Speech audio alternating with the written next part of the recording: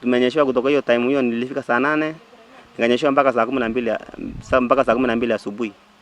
Ni mvua tu inaninyeshea na niko na mwili. Bibi yangu ako hapa na mimi niko hapa, nikabidi nikae nimwingishe chini ya lori at least. Ile chini ya lori nimwingisha pale katikati karibu na tank kukakajaa maji. Nikavuruta sanduku tena, nikakuja nikaweka hapo nyuma kidogo. Sheria nimefuatilia, sheria ile inastahili ifuatiliwe.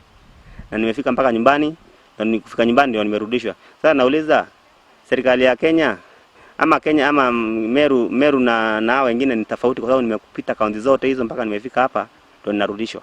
So we did not find it necessary to allow the whole 3 people who had traveled from Malindi for the burial.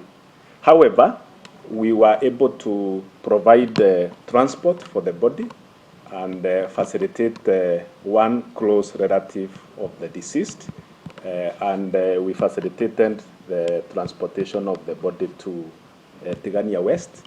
How it was taken, that's another issue, whether allowing the husband to have the casket and put it under a lorry when it's raining. I think it is not a good thing. So we'll wait and find out what really the information surrounding this case is. So we have a protocol which addresses the normal deaths and the COVID. And the timing, there is variance in terms of timing, but it's within the short range of not more than a week. But for COVID, it's 24 hours. Thank you.